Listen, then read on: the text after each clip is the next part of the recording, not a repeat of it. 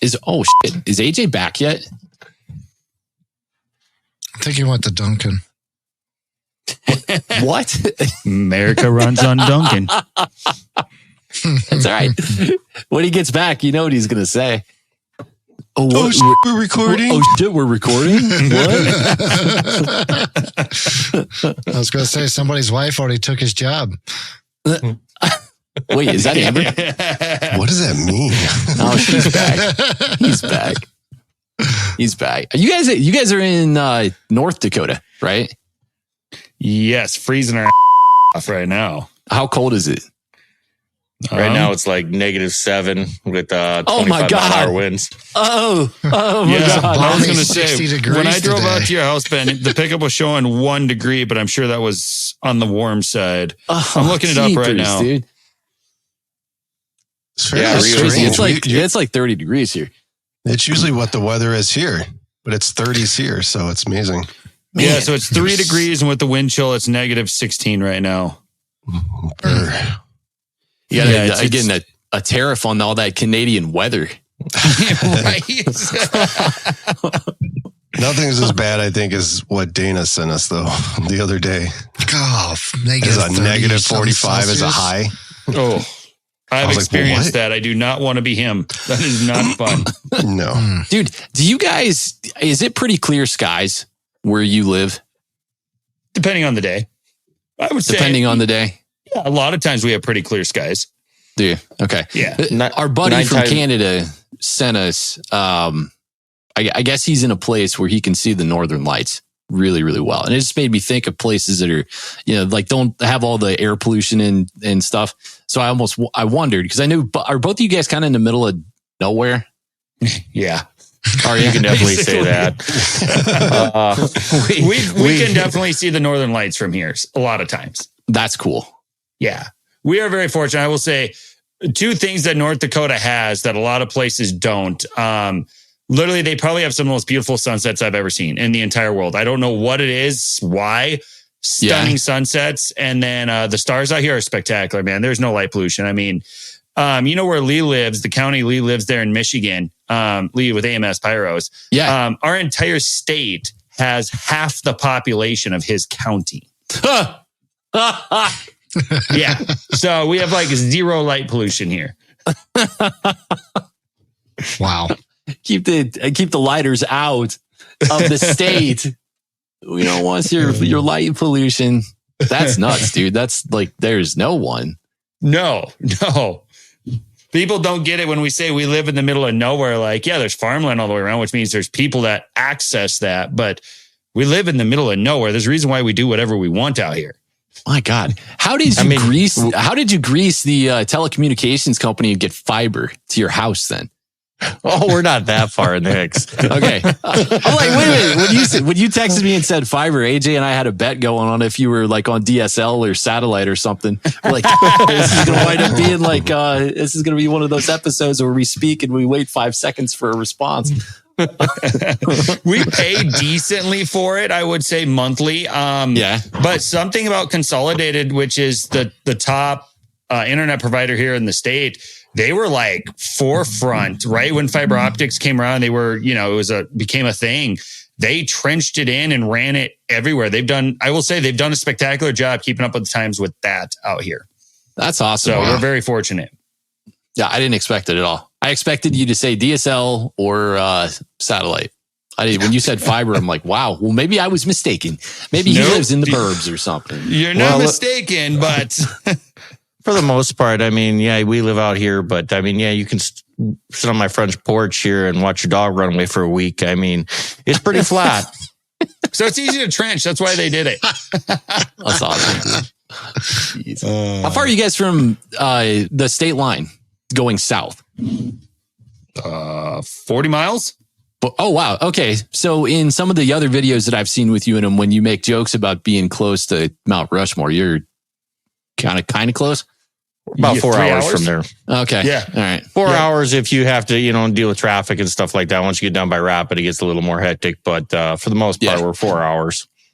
If we want to run down to Deadwood or something, it's 3 hours to go to concert or go gamble or hang out with some friends or snowmobiling. So for us, that's nothing out here. I mean, we have to drive minimum an hour just to get to the nearest Walmart, McDonald's, or any type of store. We literally have to drive 1 hour. So driving an hour to 2 hours to go anywhere, which is up at the state capitol, which is the nearest Sam's Club or anything like that, or Target or Shields. Literally driving an hour for us is nothing. We drive 20 minutes just to go to a friend's house and say hi and have a beer. Golly. Takeout is out of the question. Oh, yeah. We do not have DoorDash where we live, my friend. You guys lived there your whole lives, though? No. No? No. I was born in Idaho, and then my parents moved to a town 20 minutes from where I live now, called Elgin, New Leipzig, that area, when I was 14. And then about 5 years ago was when I moved to Mott, when I bought a bar here in Mott. Nice, dude. Yeah. And then I grew up in Southwest Minnesota originally. And then 13 years ago, I decided to follow my dad. He got a job out here and we go hunting out here quite a bit. And there was a job opportunity, so I took it. And so, well, here we are. That's awesome, man. I wondered, when you go to places that are really remote like that, was that a change of pace from where you both lived previously, coming to a place that's, I guess, less populated and kind of secluded?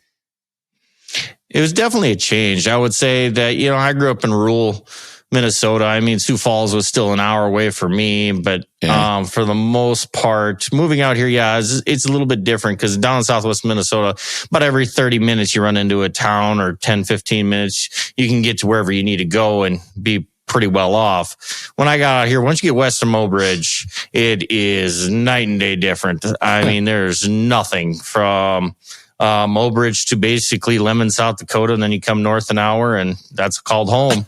And there's nothing in between. There's nothing.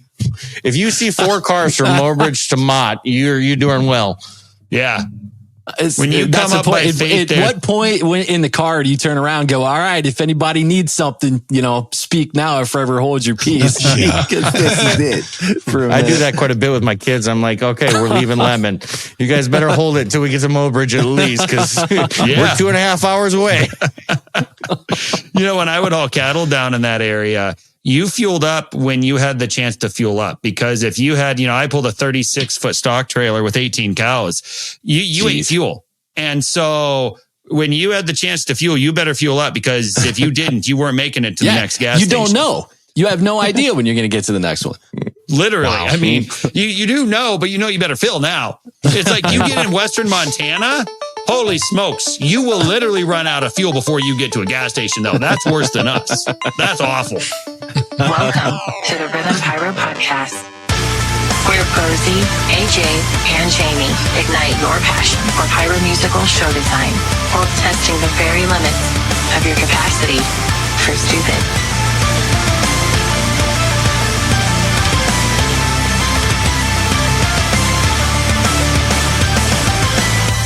Okay, what were you going to say, Garrison? Sorry.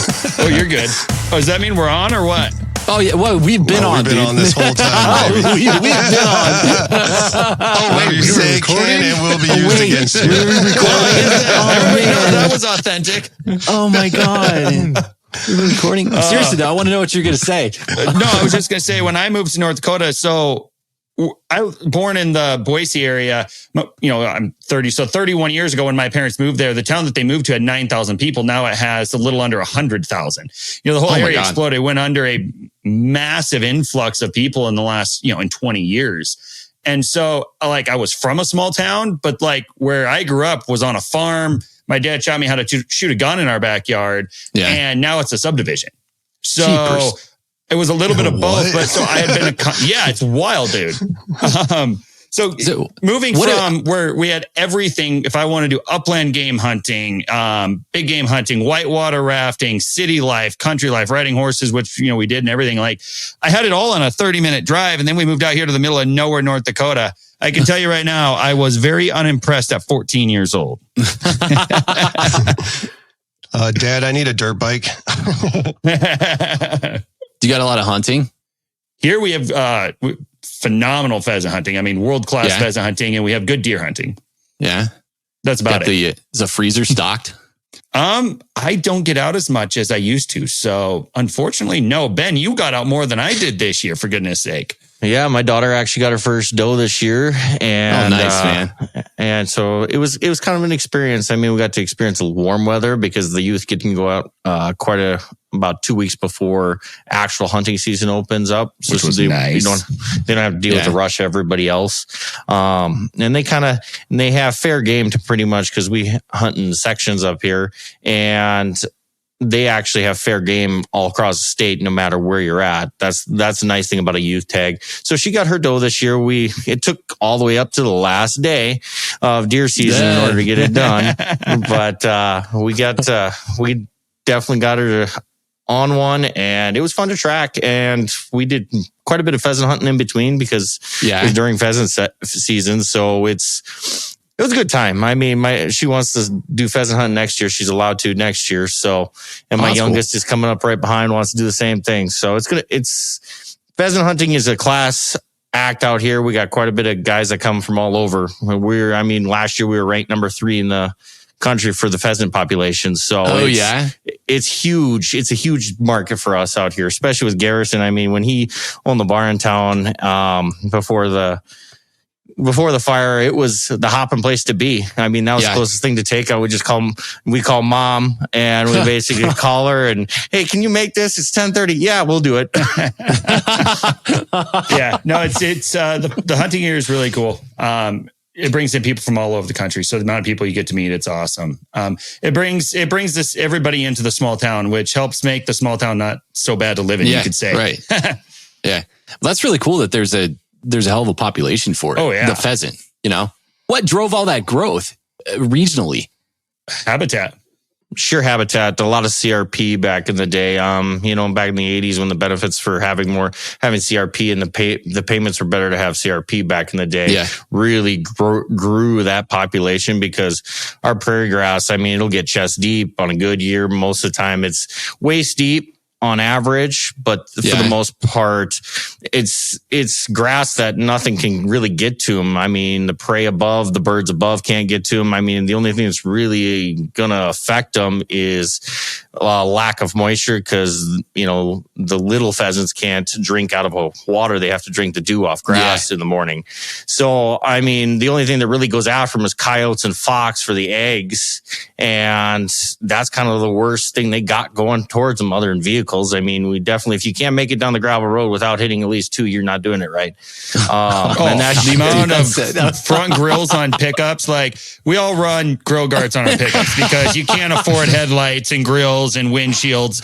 For the amount we go through, I bet I've smoked hundreds of pheasants in my life. And you should just hang like plastic tubs and containers and off the front of the truck. Oh, just catch them as you go by.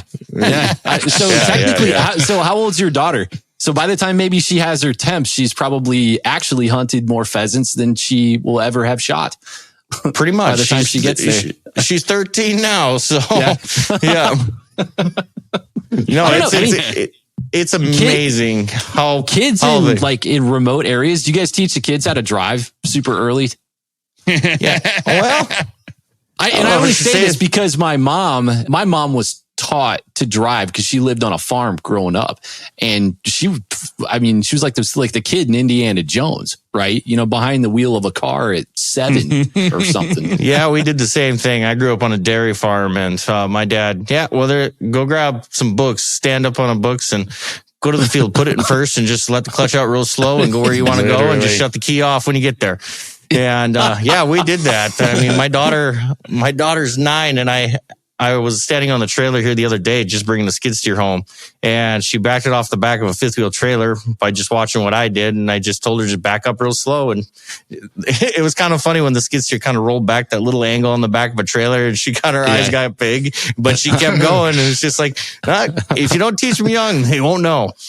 Yeah, right. I got to point this out. This is the second largest skid steer John Deere makes on a full gooseneck trailer with ramps, by the way. Oh, God. We're not talking about little toys here. Like, the little 9-year-old girl, the seat's bigger than her. She barely pushes the button out.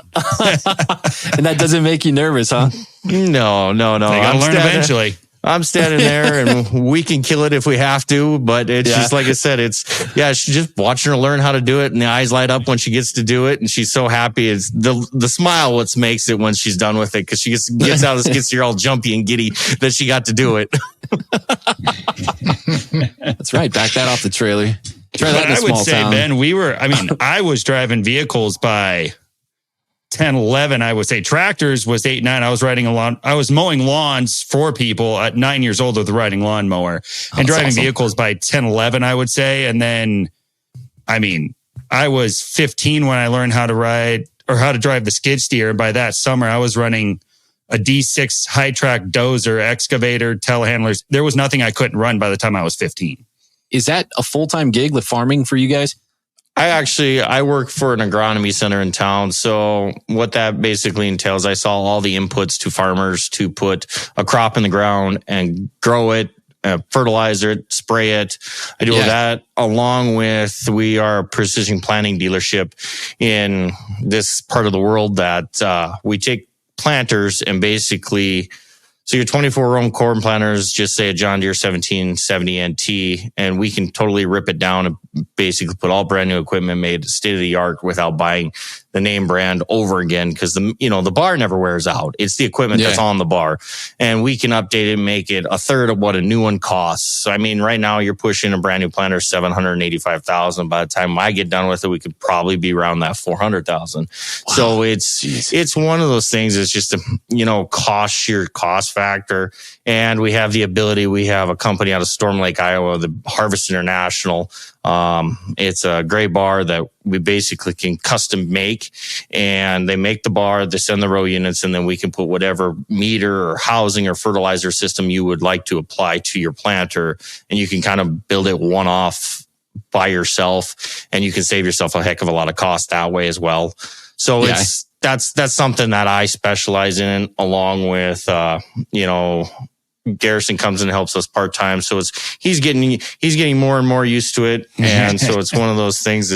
It's a growing business, and we out here is nothing but agriculture. So it's either get with the times or move forward, or you're going to fall behind and fall out of the wood, in the woods. I love it, man. I worked for farmer ranchers since I was about 14. Was when we moved here. Was when I started working for them. Wealthy family. They had a hobby farm out here that basically what it was. And they started farming and stuff. And so that's where I got the opportunity to learn a lot of things, was through that. And then got into cattle on my own right at 18. And then I was in cattle for about 10 years. Wound up having some life stuff happen that wound up selling out, some relationship issues, divorce, stuff like that, wound up selling out of the cattle industry there. And then when I did that, I purchased a bar actually, and had that until last year when last October, we lost it to a kitchen fire. Oh, no, man. Yeah. So that was kind of a little bit of a kick in the nuts and a life change. But thankfully I'd started this pyro thing as a hobby and it was a hobby. And then, somebody came to me and they're like, man, you always have too many fireworks. Like you got to have some left over. Will you shoot some for the wedding, for my son's wedding? And I was like, sure. He's like, here's $1,000. So, it wasn't a business or commerce. It just somebody paid me to go shoot some fireworks. Right. Yeah. And that's literally how it was birthed. So I remember telling somebody that one day people will pay me to shoot their fireworks for them. And after I did that, and that's where the firework thing was born as far as the business side of it. And I still kept doing everything I was doing. I had the cattle back then still and everything. And then I was just, all of a sudden you booked one more show and two more shows. And so that was a back burner thing that I always had rolling. So when that all happened with the bar, it was just like, okay, let's just take this and we're going to move this straight to the front and we're going to run with this. It was the opportunity to make that transition. Yeah. Well, the fact that you were able to migrate from all of these other facets of life. I mean, I can tell just from talking to you for maybe an accumulated half an hour now that you sound like a hell of a go-getter. I mean, is this like been a personal quality of yours for forever? Yeah. A little bit of story. I wasn't raised with the TV. My mom is a very strong woman. Family, very strong, hardworking people. So I was raised where you don't sit. You never told my mother you were bored. Yeah. I was homeschooled, and you didn't dare tell her you were bored. There was two options. You were going to go pull weeds out in the garden, or you were going to do schoolwork in the middle of summer. So our hobbies were literally, like I said, I enjoyed running equipment, breaking horses, working. Like that was our fun. Most of our life. Like I was in 4-H, welding, stuff that in like a small that. town. Yeah, no, we never did that. I didn't have a cell phone until I was 17, So all this other stuff, 30. Oh, dude, I was going to say, he sounds young, doesn't he? I know. I thought he said, I could have swore he said, close to 30 or 31. I was like, oh my God. No, I actually turned 30 tomorrow. Tomorrow's my birthday. God, dude. Look at you. Happy birthday. Happy birthday. Hold on. Thank you. Yeah. Hold on. This is getting super interesting, super fast, man. We skyrocketed into fireworks. Welcome to the Rhythm Pyro podcast. I'm Bo. That's AJ. Hola. That's Jamie. Hello. We're hobbyists and professional pyro show designers. And the RPP is a place where we can get together, talk shop, fireworks art, share tips, tricks, news, and design insights. With you, boys and girls, I have a message from the desk of our sponsor this week, COBRA Firing Systems.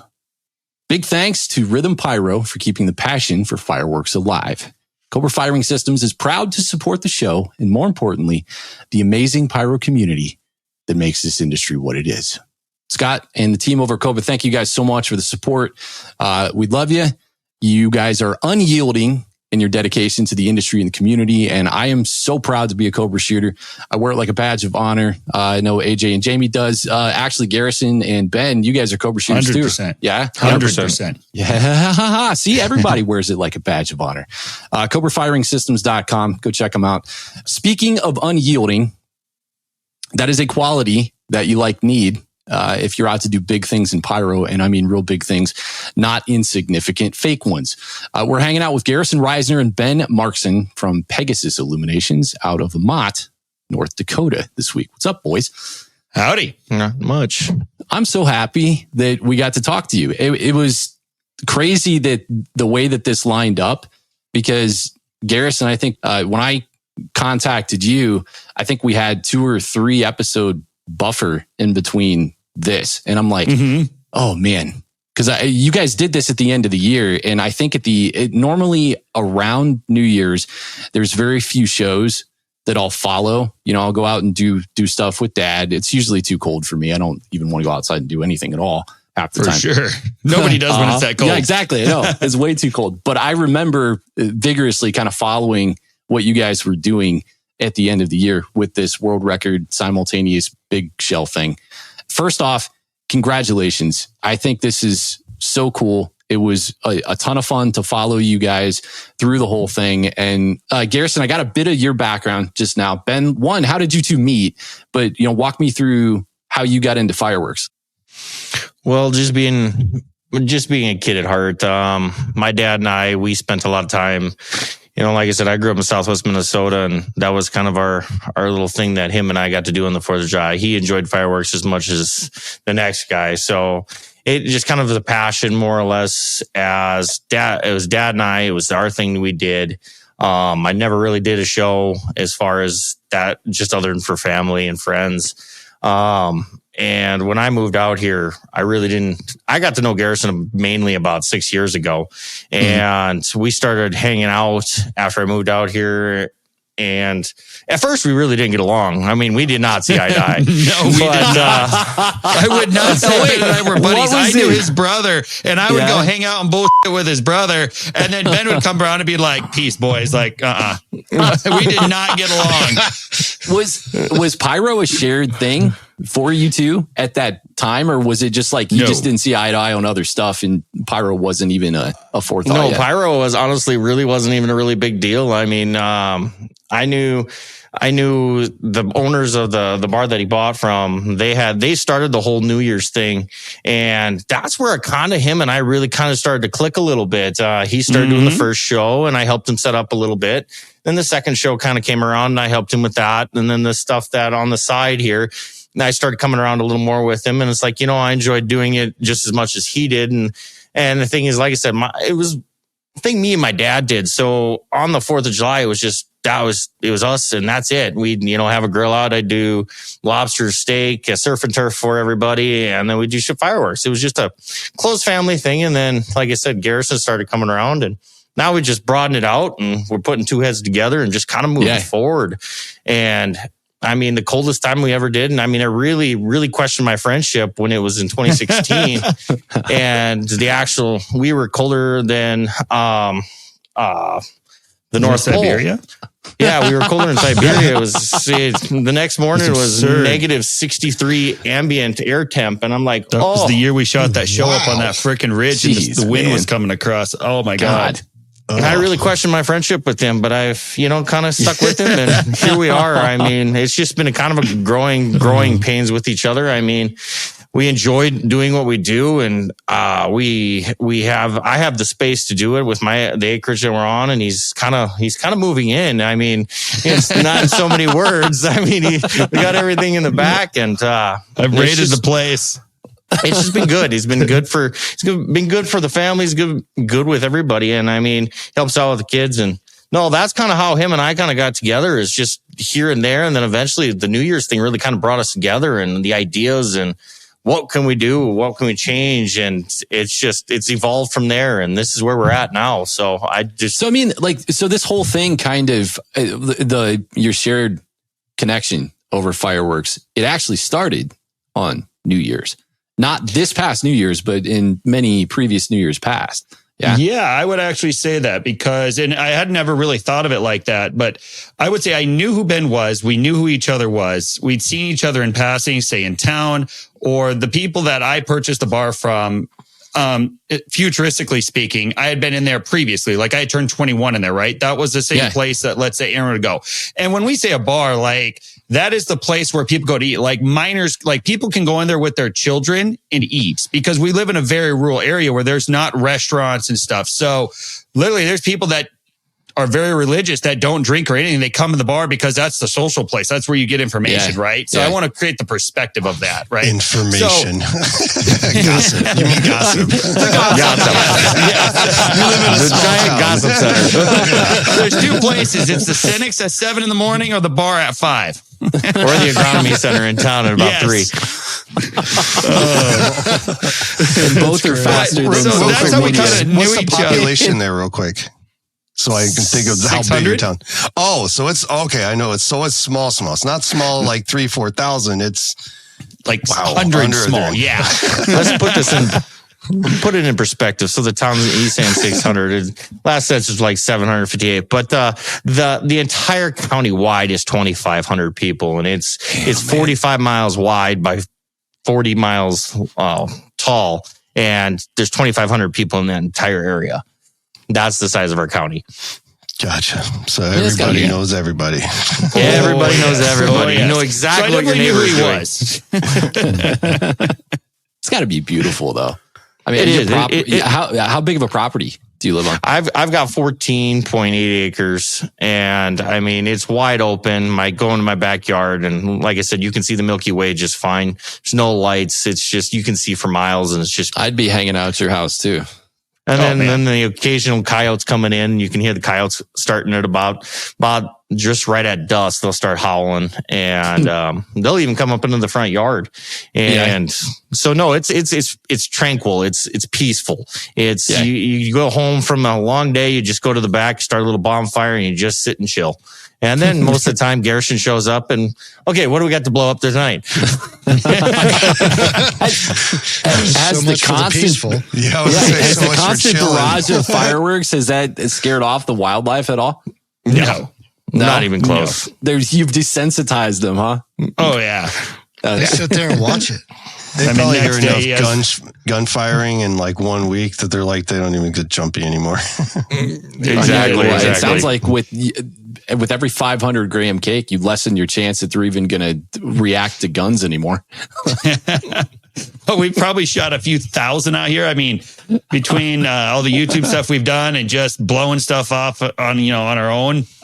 Yeah, definitely. That's awesome, dude. So how did Pegasus come about?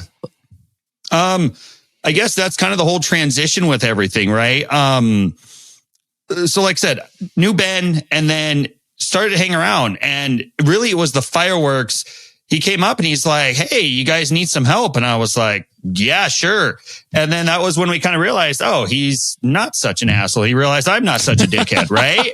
And that's kind of what literally started the relationship, I would say, the friendship. And it evolved from there. So like he was saying, as things progressed in general, so like in my life and started to change up, you shoot one show, 2 shows, 3 shows, and all of a sudden you're sitting here going, oh, I'm not just lighting off some fireworks. Like I found wholesale, right? And then it was like, okay, I should start an actual LLC, make this a legit business. That's how it all came about. It was very organic, very slow paced, very natural. Just one thing led to another. And it was like, okay, let's do this, right? Let's start this. And then when I decided to do that, it was kind of that realization of, yeah, I've grown this to what it was, but 2 hands can only do so much, right? Right. And I wanted to grow up more. Ben was somebody that I've grown to trust. He's like a brother to me now, and literally he's family. So when you sit there and you say, I'd like to grow this, and how can we grow this? And this person is showing just as much interest, loves it just as much, has been there beside you, has put effort into something that technically they didn't have to do. It was that one where it was a no-brainer that, hey, Ben was going to become a part of this. And so when we decided to make Pegasus Illuminations, it was a no-brainer that he was going to be every bit as much a part of this and build this together. So who started the company? And I mean, are you shared owners of the company? Does one of you own the company? Are you guys 50-50 partners on it? How's it work? So technically I had started the company and was full owner. And then Ben is now 50-50 owner with me on Pegasus Illuminations. Love it, man. Yeah. Yep. Same with Bangers Only Fireworks. So that'd be the retail stands that we started.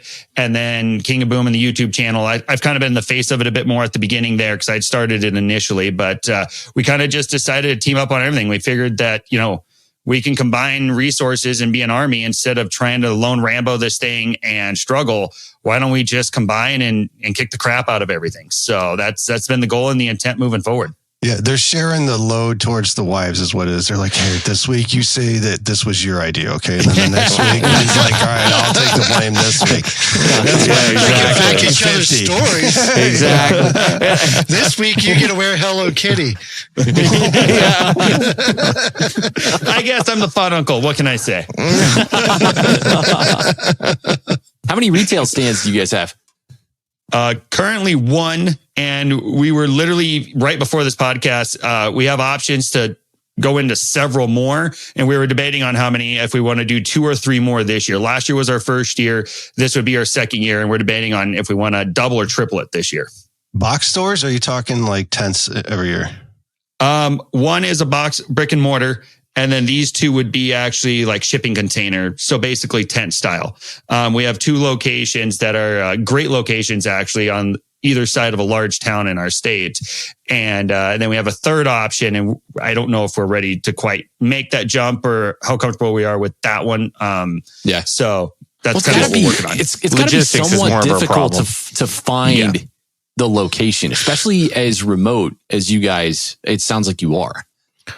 It has its plus and minuses. I mean, the plus and minuses on the fact of you just being so rural. We know a lot of people from one end of the state to the other end of the state. And then being in my line of work, I know a lot of growers and farmers that, hey, you're right off the highway. Would you mind if we do this? And a lot of them say no. They go ahead. It's really not that big of a deal to us. I mean, it's just logistics from where we're located here to where that's located is roughly 3.5 hours away, and logistically just making it all work is more of our what we're fighting through right now. But I think it's going to do great. I think we're going to have a good time with it. It's like anything. It's like a learning curve. So we just got to keep moving. Good on you, man. Ben knows half the people in the state, and I know the other half of the people in the entire state. Literally, we just happen to know everybody.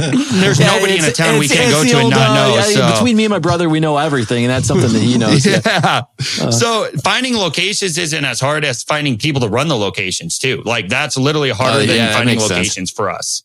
That makes sense, especially if I know you said you got like 600 people. It sounds like your pool for potential partners is pretty. shallow. Willing to Yeah, drive for sure. 3.5 So like hours. we have the stand in our town, and we have a partner in our town run that while we're out shooting shows, right? Yeah. But it's as soon as you start to diversify, like I said, we know a lot of people, but those people all maybe have a job. That doesn't mean that they can just take 14 days off on the 4th of July and just go run a stand, right? Yeah. So right. finding the people that you can trust that have a work ethic and all the above to run that stand, like I said, is far harder than finding the actual location itself. Yeah. It sounds like you guys are small enough that in your community to be like the old days with the old honor system. Yeah. Very much so. There's only $20 in here. The whole place is gone. It's funny you say that. We did have an honor system. Like there would be times it would be a smaller group of friends in the bar or something, and I'd be working. It doesn't and people work. would We tried that once. Go behind and go grab a beer and mark it on their tab. Like that literally happens out here. Yeah, I believe it. Like the Wimpy from Popeyes, I'll gladly pay you for a hamburger today or a hamburger tomorrow for what the fuck? How did it go? I gladly pay you for a hamburger today I forgot on No, tomorrow. That's Yeah, pay. You got to pay too. tomorrow. That's it. No, It only today. makes sense if you pay tomorrow later. for a hamburger today. Yeah, I Just to saw that a lot. solve your problem, just buy a helicopter. Just And buy a start helicopter. another business. Yeah. No, You just fly around everywhere. Helicopter Helicopter point A, point B. Drop the fireworks off. Guys, we have to Do stop here first to Amazons. drop someone off. I'm digging it. We got a Ben, what did I logistics just tell you the other day? solution. I told you, I was like, we need to buy a helicopter. I literally went on a helicopter ride. I came back and I'm like, Ben, we need to get a helicopter. No, you got to And get the drones. helicopter Just pay do for what itself with the do rides. what Amazon does and just airdrop the fireworks into people's backyard from 200 feet in the air. Drone delivered fireworks. Yeah, right. They've been I wonder what practicing in DOT China. would say They're about fine. that. Or Hell, Just North get a Dakota, most DOT military-sized won't care. helicopter. Just ship the whole container with the helicopter. Get a big Yeah, enough well, one. and then you don't need to worry about a drone ever missing its drop point because everybody's got 15 acres of land. So Oh, the yeah. target's Yeah. it's nice and big. It's not Shoot, like, for sure. my milk just went into the neighbor's yard again. Shoot, just like the gentleman that I worked for there for a little while, he farmed close to 15,000 acres himself.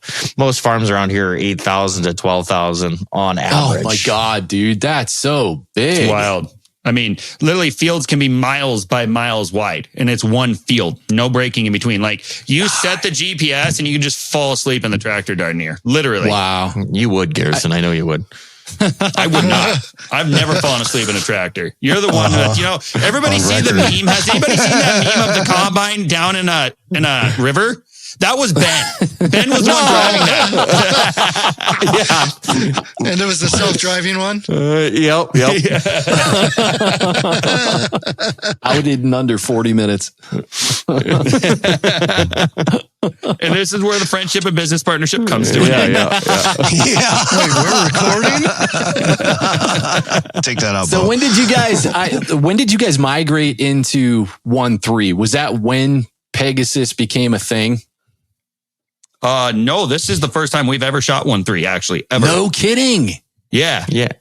It was the first time. Go big. That's awesome, If dude. we're gonna do it, we might as well do it big. That's what we thought too. I mean, we got Go the space, big. we got the territory to do it. Why not? Yeah. My boys. That's after my own heart. So you had you to go can out ask and Ben this purchase when- all of those racks and everything for just this one show? No. So They know you asked everybody. earlier, you had asked me if I'm, I sound like a pretty go-getter type person. I do nothing at a slow pace or just like take it easy. Ben always has to hone me in. I'm very much so just full throttle, full send. If I'm on a dirt bike or it does not matter what I'm doing. That's the kind of human being I am. And so, I don't sleep much. Because Let you me don't put have it that way. traffic in your area. Your mind never stops. There's a lot of times you got to rein him in. 90% of Shows the up time. with a helicopter.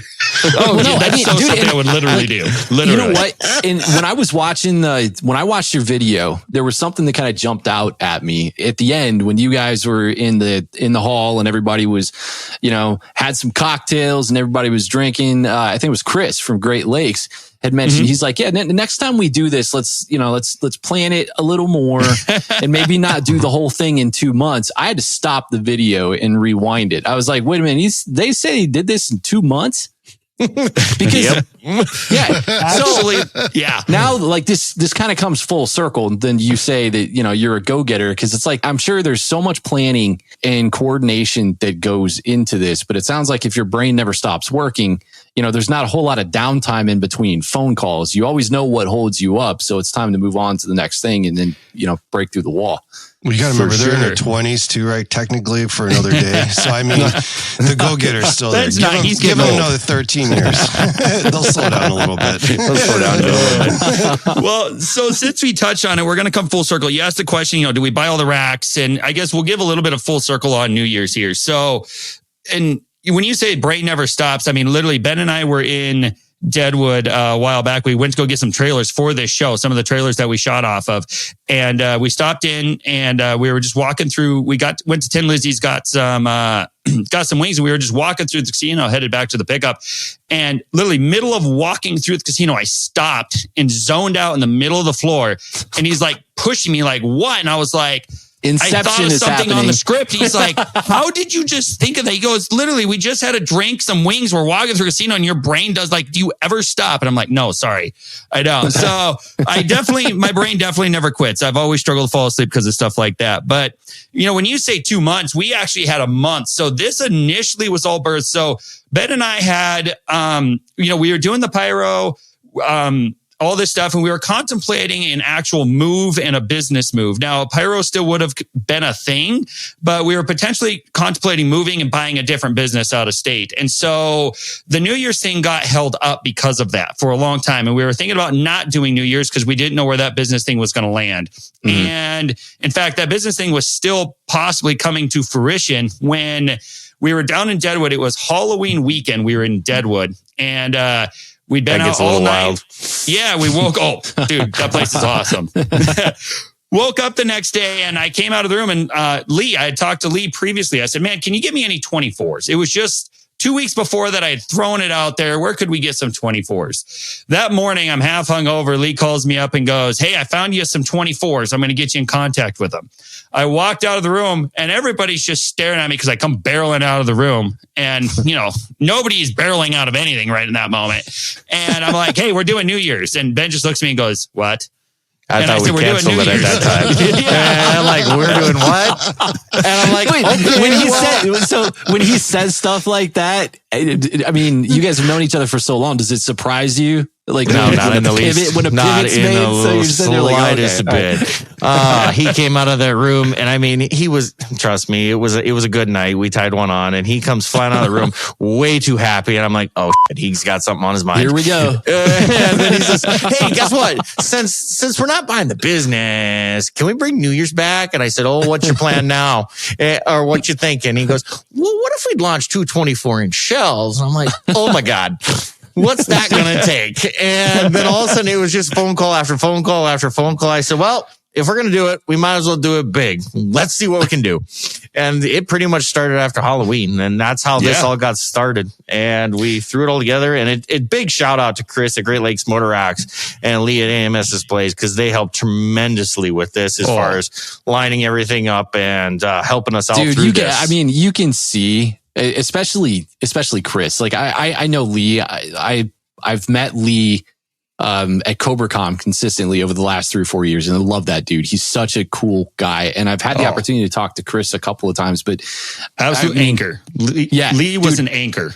It was just seeing both of them, especially Chris, in every single video and everything he did. You could just see the passion that he had for what you guys were doing. Definitely. We all had a passion. I mean, like Chris, like I said, he's, in all retrospect, we can say I call him Papa Smurf, and because of all of his blue pipe,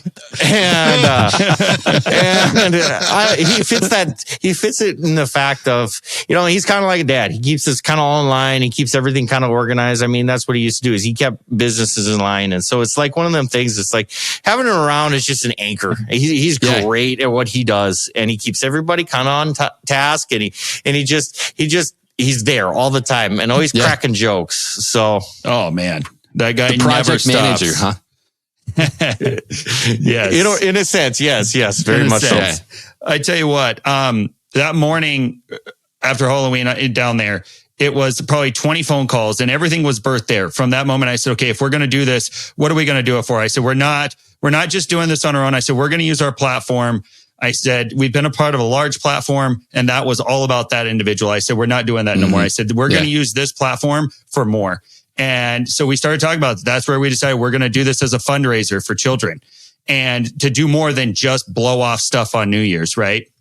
And so that was all born that morning. And then it was just hit the ground running. We had 2 months. And then about a month in, the 24s fell through. And at this point, Chris and Lee, were fully involved. This literally could have not happened without those two. They were absolutely irreplaceable, indispensable. They've been spectacular.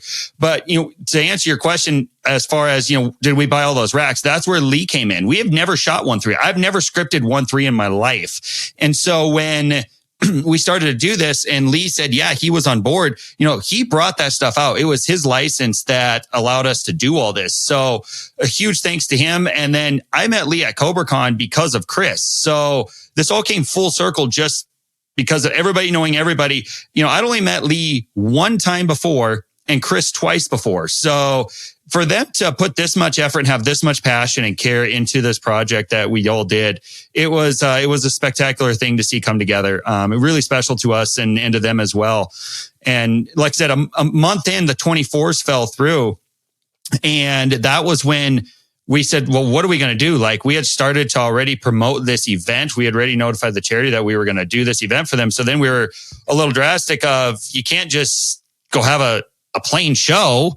I can't allow that, right? I can't handle that kind of stuff. So I came into the office. Ben was at work. I came half storming into the office when the 24s fell through, and I wasn't mad. I didn't know what to do. And then I was like, how many 16s have ever been launched? And he's like, I have no idea. So I Googled it. I'm like, I've only found where 2 have been on a record, and that was down at Skywars. So I spent a tremendous amount of time researching it, and I could never find where there was anything more than 2 recorded being launched. And I was like, let's do, I think it was 5 or 6, Ben, that we wanted to do because that was how much pipe we had found. Yeah, we found a 6 pipe to start with. Found? Yeah, found 6 pipe. Dude, yeah. Just the pipe was hard to find, my friend. The pipe was very hard to find. And we found that, and then we got the shells. You went down to the farmer's house down the street. You're like, God, you won't miss it. I'll see they're laughing, which probably means it's true. That's how we started. Not in so many terms, yes. And we went to the bar and asked around. I asked around for some Who's pipe. drunk? He is. Hey, man, you got any pipe? Yeah, I got some pipe. Come on, Everyone thought we were drunk when we started telling them what we were doing. What can we go find in the backyard? No, we had 6 originally, and then I said, well, let's just start with that. And then the next thing we know is we had the availability of, and that's all we could find for shells. And then Garisson made a call to J&M Displays, and they said, well, we got 12 of them. And then Garisson, Garisson being Garisson, went, we're going to full send it. We're doing 12. Nobody's going to ever do this. I'm going to put this in perspective. I have a business partner here, right? He owns half of everything. And when he says he's got to keep me reined in, I mean, I'm very smart. I'm very calculated in my decisions, but I already knew what we were paying for some of the other shells, yada, yada, yada, stuff like that. So I had not forgotten, but in a sense had forgotten about J&M. I had met, David down at a Spirit demo earlier last year. And so when we were looking for one more shell, I was like, oh my gosh, why don't I call J&M and see what they have? Yeah. Maybe they'll have just one more shell. And I called him up and he goes, well, we have 12 of them. And I'd already told him what we were doing. Them?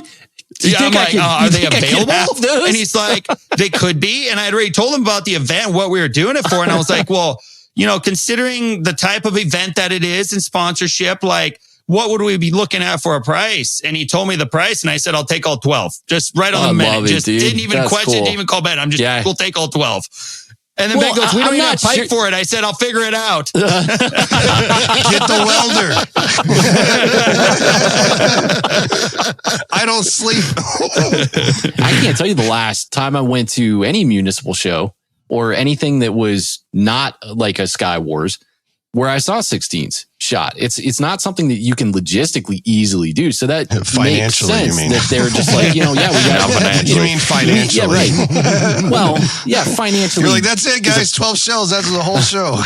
Literally. Well, think about it. Even if you had all the money, if you want to be, let's say 100 feet, let's say you want to talk about your distances, you want to be from the nearest habited building or spectators, 1,600 feet at bare minimum, you're closing in on that well over that quarter-mile range, right? So when you talk about venues of any kind of if a place has a budget to shoot that type of products, then they probably have a population or a crowd that they're accommodating, which is going to make shooting something that size difficult, right? So I agree. I think that's what made this special is you can't even just go to the Macy's Day, firework and show and see something like this. So where you guys are, it's 100 feet per inch. It's not the 70 or anything like that. I mean, we could do the 70 or whatever. That's just kind of the rule of thumb that we have implemented for ourselves, just to try to hold that most of the time. Gotcha. Yeah. Okay. I think any local jurisdictions or, state jurisdictions that make up their, that set their own regulations, a lot of them tend to use NFPA or follow NFPA and go off of that. For sure.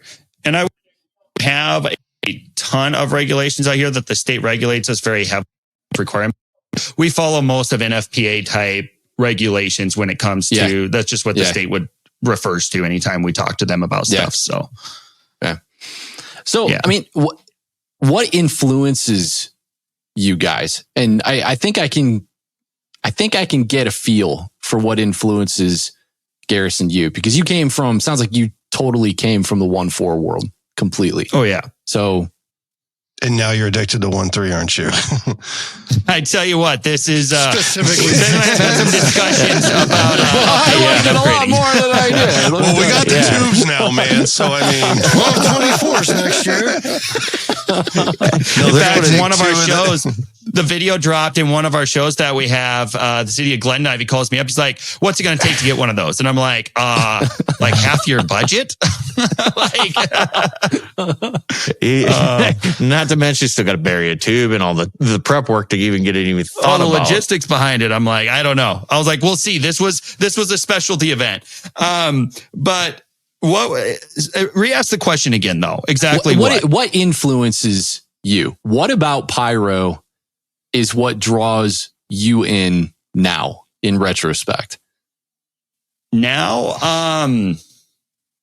so I like think it's the challenge. For instance, we love pyro musicals here. This is really what kind of like choreographed work has always just kind of driven us. But, while we like 1-3 here, I think we have 1-4 has a really special place in our heart. So I'm just curious what does it for you? It's the challenge. This was my first pyro musical ever to be a part of that I've scripted, or, Ben helped script this thing that we've shot together, or even by myself. It's first time. Yeah. So it's what I started with, right? And to see the progression, I was a child. I remember in a safe and sane state in Idaho and going up to the fireworks stand and having $10. That was the money I had saved, right? And I remember starting to shine shoes. I was like 5-6 years old, and my parents gave me a shoe shining kit for my shoes when I'd go to church or whatever, right? And then I was at church asking people if I could shine their shoes for them for $1. And I was like 5-6 years old, and I had saved that money, and I would go to the fireworks store with it.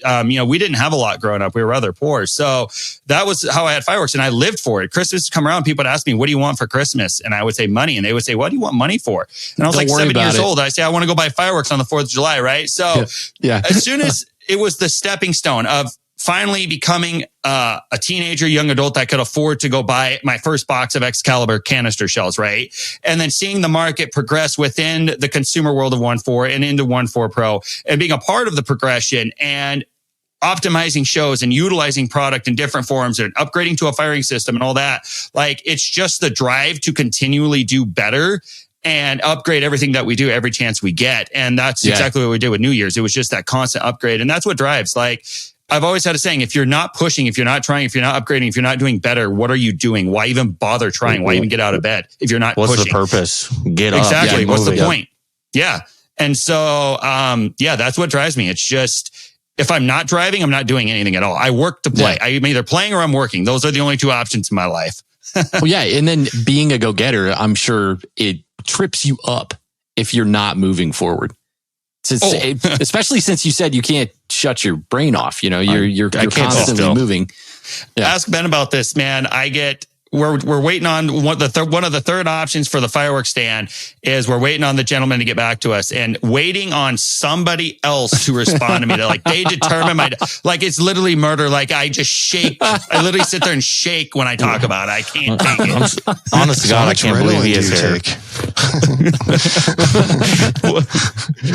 Honestly, I can't believe it.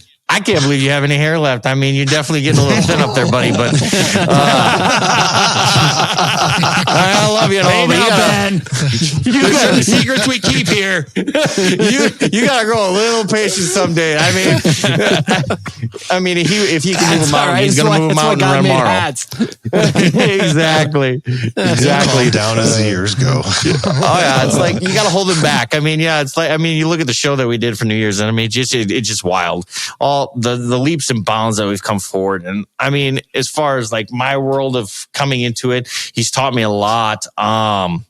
And I mean, just with the progression of everything, it drives me to see the difference in product. It drives me to see how everything is changing, evolving, and how much can we be better. And the fact that if you can't get better, then why are you trying? I mean, you can always succeed. You can always be better. Okay. Yeah. We messed up on a few things and you could see that in the show and, we can nitpick that apart. But at the same token, it was our first Pyro music. We learned a lot. And, it's just, I would have never guessed. Watching that show, I would have never guessed that was your first musical. Well, we appreciate that. We appreciate really do. that very much. Definitely. So. Thank you. And like I said, it's just, I see some of the work with the comments and the minds, and that's kind of in the sweeps, and that's where it starts to really fuel. Okay, what can we do better? Yeah. How can we be more precise about what we're doing?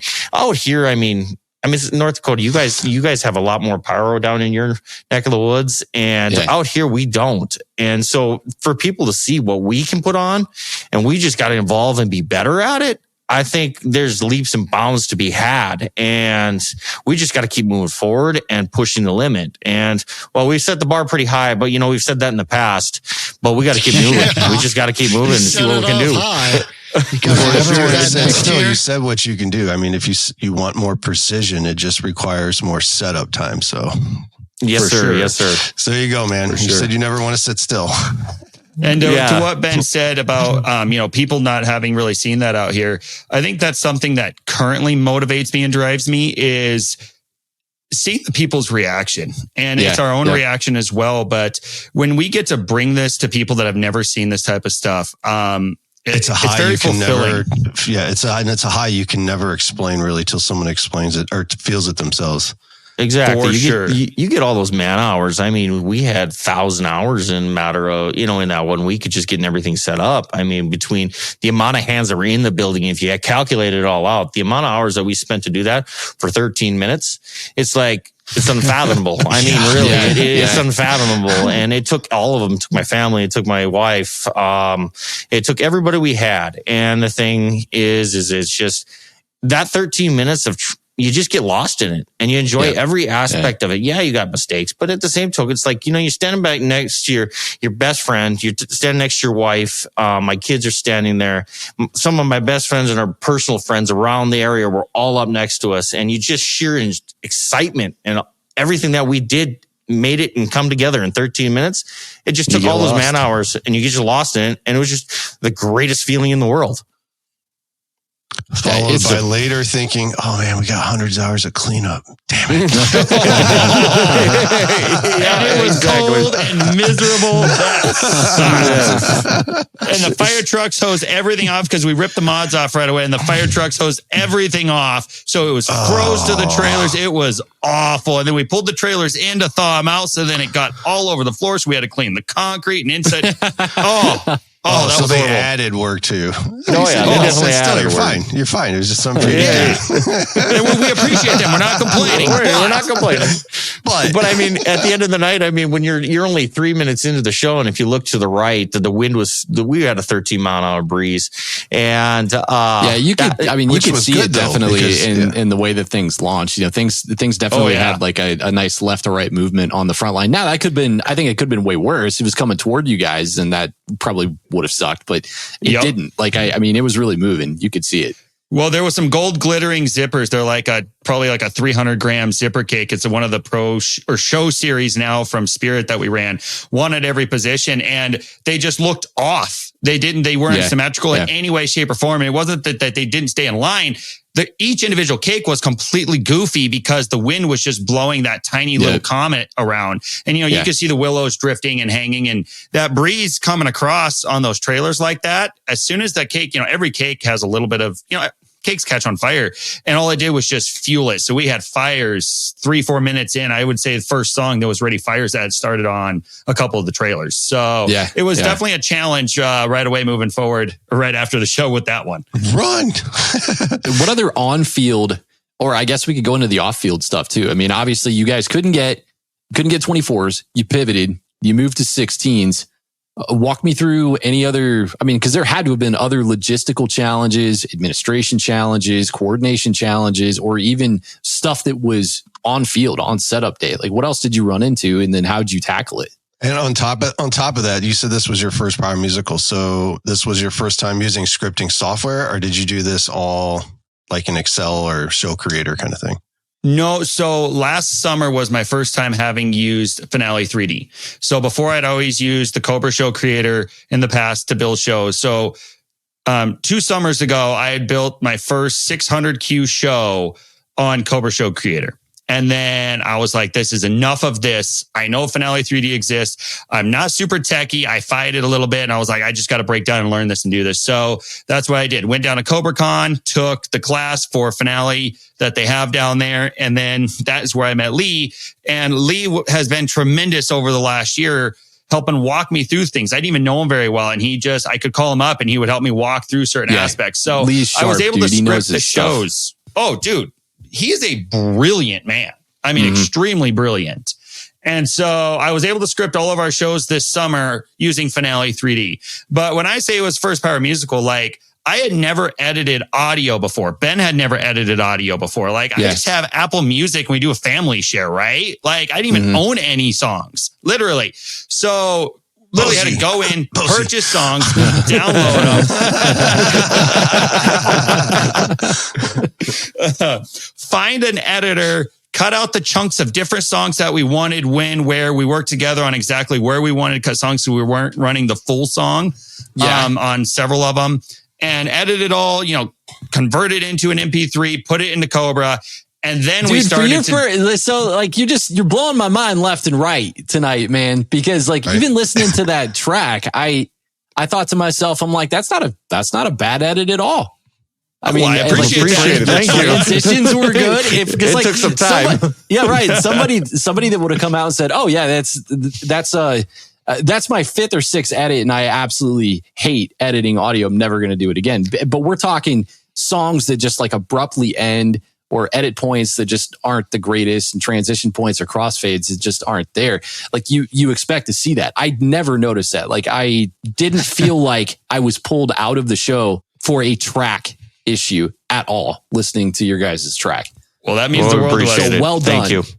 Very much so means the world to us. So with that being said, that was how and by the way, we started collecting sponsors. So we're talking Halloween was when we started calling around and collecting sponsors. So that takes time for people to respond, right? So there was a period of time there where we didn't even know what product we had. So we are starting to pick the music, do all this stuff. We've never done some of this before. Get it put into Finale. And then it was like, we started getting responses back as far as what, who was going to donate what for product or product availability, picking out product. And then once we order the product, we started a script show and you're crossing your fingers that nothing got messed up. Nobody messed up the order because you're counting on that product, right? And making sure everybody, all the I's are crossed and T's are dotted. I mean, it's just, it's crazy. All the things that had to come together at one point in a matter of basically by the time we got it ordered, it was the middle of November, and oh boy, I hope everything shows up. Yep. Yeah. And I would did say all the that last stuff pallet showed up. trickle in. Okay, that's where I was going. That's the question I was going to ask. Did everything trickle in over time? And did you have any time to vet it, or did it all show up the week before? It trickled in over time, and then the last pallet showed up. What was it, Ben? 2.5 weeks before the show? No, it was right before Christmas. So it was the 23rd of December when it rolled into the door. Cool. Oh, wow. Oh, that's right. It was the 23rd. Yeah, that last pallet was very important. Last pallet did. That was a very important pallet because that had tons of the single shots on it. Yep, it had most of them. Yeah, at least literally it didn't most of have the majority any of the single 16s shots on it. No. Well, okay, the 16s didn't get here. So you want to talk about logistics? This is where it came together with Chris and Lee. Like, okay, we knew we were short of time, right? Like, we are running. We're trying to get this thing scripted. I'm counting how many racks do we have? How many fireballs can we haul? Then it's a weight thing. Like, overall weight of the trailer. It's the overall weight of product that Chris and Lee maybe could bring, right? Nope. It was all that logistics that had to come together and get figured out mathematically before you could even load a pickup and leave. How many 5-inch shells or 6-inch shells along with the 16s, that was all calculated out precisely. That's why there was exactly that many shells in this show of 1-3, because that's what we could bring and stuff so that they could pick up. And so there was the amount of work that went into this prehand, like prep work, as far as just literally calculating things randomly that I would have never imagined went into a show. It far exceeded anything I did. I will admit this. I looked at Ben the night before and I said, this is one of the first times in my life I actually thought I might not get something done. Like, I am very much so. I don't care if it kills me.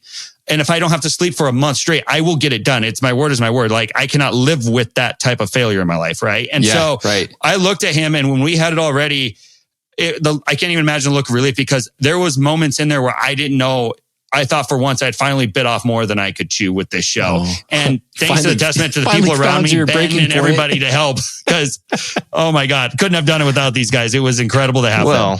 And you told me that last year. You told me that in last year, New Year's, the igniters didn't come in, and we got a bunch of little 3-footers. So we spent 3 days splicing and cutting in 7 feet of wire on both ends to make it all work. And that was pure hell. He looked at me, I don't know if we can get this done. The igniter's like, well, we got a bunch of 3-footers, right? We got a bunch of wire. We're just going to make it work. And, he looked at me and said, we're not going to get it done this year too. I'm like, nah, we'll get it done. Don't you worry about it. It's been a hell of a process. In the grand scheme of things with the 1-4 though, and I'm sure that probably would have killed you, considering you're the kind of person that absolutely, you feel that failure if it hits you.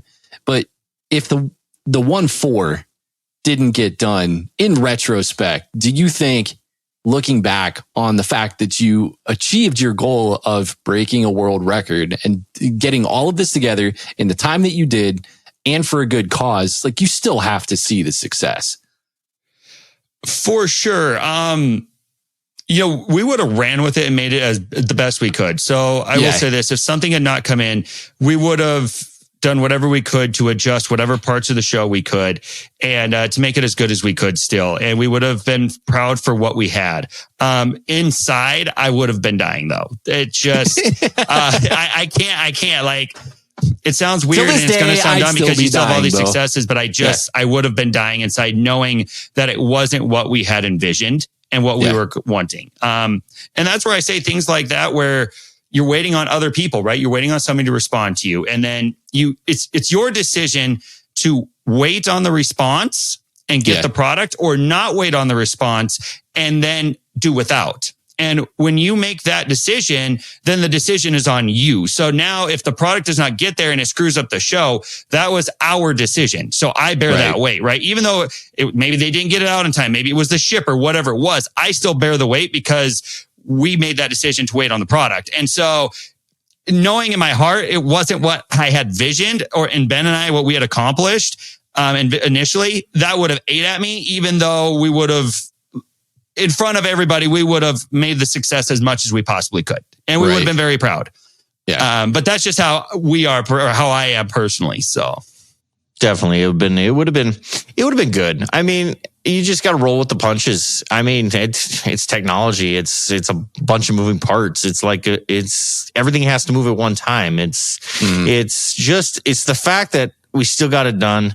We had quite a few people there with quite a bit of knowledge. And if we would have made the best of what we had, if we had a single fire everything and just make it the best we could at this current point in time, I mean, yeah, we had a bit of technical difficulties getting the show to fire because the computer just sat out there on the table just a little too long and it started slowing down. And we actually had to go warm the computer up, and it took 20 minutes to get the computer warmed up so it could function again and actually send the script and get everything to communicate. And it was like, this is embarrassing. But at the same token, we left that part out of the video. Yeah, we left that out. Why were you using the computer? SMPTE. What did you need SMPTE for? We were running Pyrocast. Oh, gotcha. Okay. So that was one thing that was I don't know if it's ever been done. It may have been done. I don't want to claim it's never been done. I have personally never seen it done where we live here, and it was a big thing for us that people could sit in their car. Like that was one of the attractions. I told you, we live in the middle of nowhere. We are minimum 100 miles from the nearest town of over 50,000 people. We are 45 miles from the town of over 20,000 people, right? We brought over 5,000 people into a town of 600 people. And for this event, and one of the things, let's face it, they're 16s. They're going to be able to see them from 2 counties over anyway. Exactly. But one of the attractions was that it was a pyro musical. People didn't get to see the pyro musical, but they could come here even if it was cold and sit in their vehicle through the Pyrocast app and watch it. Like the technology has changed the game for what we're all capable of doing, right? Mm-hmm. And that was a major player. So we felt like we had to have SMPTE. We could have fired the show with Pyrocast. We could have fired it without it and it would have fired on time. But we wanted to make sure that those people that had came down, that were sitting in their vehicles, that were counting on that, they got to experience the show the way it was intended to be designed and experienced. So that's why we had the delay, and it just slowed. The processor couldn't keep up and it couldn't push everything through. Yeah. And so we got it warmed up and we got it to roll. I mean, it was 9 degrees with 13 mile an hour wind, and it's out of the northwest, blowing straight at us, kitty corner. So it was chilly. Yeah. But I looked at Ben, I was like, if I have to hand light everything with a frickin' torch, this show will go. Hand warmers for the computer next time. Not just definitely. That's all part of the learning process, right, boys? Like that's the only way that you learn. I'm in fireworks. You will receive so much information from so many different sources, but nothing is going to be a better teacher than failing, period. You have to experience it to understand, one, what it feels like, and two, how to move forward once you've experienced it. Oh, 100%. 100%. You got to be able to look at that list and go, okay, well, I feel like I screwed this up enough to pay so much attention to it to where I have to change my process, because you never get to know your application better than understanding what about your application makes it unique and special, right? You can't identify that without knowing, and failure does 1,000%. just that. And I will say this will apply to every single aspect of my life. But fireworks, immensely, I've learned far more from every failure than I ever have learned from successes. Yes. And I think 100%. Pyro is no exception to that statement at all. Yep. Success is great. It makes you feel good. Just like failure, it's temporary, but the failures, these are the things that humans are inherently wired to. We don't want to fail. We don't want to approach failure, but, approaching it with an open mind and understanding that you can totally take something that's negative and turn it into something that's positive because you learn from it and it becomes a teacher. That's the beautiful part of failing. I could not agree more. And I think many times why people even fail in not trying is because of the fear of failure, right? Yes. Because they don't want to fail. That's why they don't do it. I think it all is hand in hand. It's all the same circle of what you just said. And I could not agree more. I do have a quick question to go back prior to this when you guys were talking about all the setup and time. This is also all while working your daily normal day job, right? Yes. You guys take vacation time. No, honey, I'm using it up. Sorry. I would say, Ben, you did your full-time job. Heidi had her full-time job. Obviously, Chris and Lee did. This is my gig. This is my job, right? I'm this is my thing right now that I'm, I would say this is my job, is the pyro. Yeah. So, I had full time on this, but everybody else managed to do their jobs up until, well, Ben, right after Christmas was when you came full time in on it, right? But that just shows how much time was spent after hours, after work, in the dark, doing this stuff to help prep, or, Ben pick up phone to help make phone calls or do X, Y, Z, even, while at work or whatever, just to help in every aspect. Heidi, every aspect. It's just a testament to the push that these guys all and work that they put into it to pull this off in such a short period of time. Yeah, Sorry, Ben, go. Most of the nights that we got done, I mean, shoot, he'd be out here. Yeah, he's been working on it all day. I mean, yeah, he can be frustrated, but it's like, take a chill pill. We'll get through it. And then, we were, most of the time, we weren't going to bed till 1, 2:30 in the morning, just getting everything prepped and everything organized, getting the script finished up. I mean, just all the prep work, getting it done. I mean, it's just a testament to everybody that across all boards and the facet of everybody just working together just to make something great for a good cause. There's a lot of kids in this state that do go hungry and they use the program. So it's mind blowing on how many people will come together and just out of sheer respect for everybody to make the cause what it was and help out. Yeah. It was special to see for sure. That's, dude, and it's hard not to get emotional about that stuff either. It's one thing to do something big in pyro and special, but doing it for a cause. I mean, that's when you start to see the best in humans. For sure. You start to see the best in the folks that exist in the pyro community. They're coming out to support that cause. They're giving their time. They're giving their product. 1,000%, man. That was something that was very, not that we didn't think it would ever happen, but it was amazing and almost in a way shocking to see the amount of people that came together, not just within our community or within our friend group, the immediate circle, but across the country to help support this event. Even if it wasn't in their state or they weren't at it, the support, even down to you guys reaching out and being on this podcast about this event. It's been an absolute incredible experience journey that we're so thankful for, to every person that has had everything to do with it. The support's been tremendous, literally across the country, and the pyro community was incredible. So now you have to do this every year, and you have to add 116. Yeah. Well, I'll say this, the 60s aren't even the hard part at this point. It's the rest of the show. Yeah, honestly, that's the easy spot now.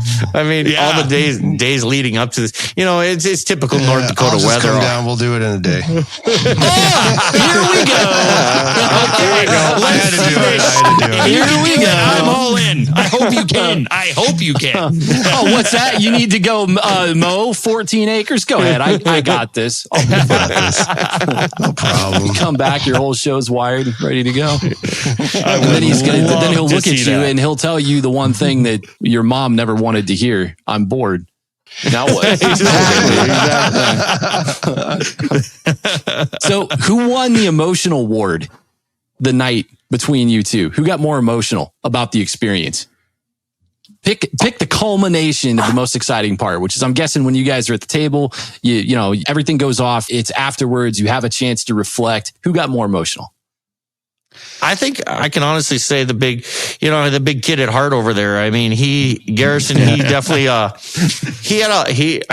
he spent quite a few more hours than I could get to it. But the thing is, we worked it together. But at the end of the day, I mean, the fact that, you know, he started all this. He brought everybody in. He's brought my family into it. He's brought my sister into it and her family. I mean, they drove all the way from Oregon out here to help us set this up. And it's one of those things where he got real emotional, in my opinion, is just because of the simple fact of just the sheer camaraderie that we've brought together, the people we've brought together, and the fact that we all did it and we knew it had to get done, because if it wasn't, I mean, it wasn't going to go. And just the sheer emotion of just, wow, he started this and you've seen where he started to just down the street and we only took up a city block, or, the main street, we only took as wide as the street is concerned. That's where the fireworks started as. And now And now we're talking about 16s and 1.4 and 1.3, and we're taking up an entire driving range of a golf course up. And it's just the sheer emotion, just the size and what we've grown it to. I think it hits everybody. It hits everybody a little different, and it's an amazing feeling. And I just want to see where we can go next.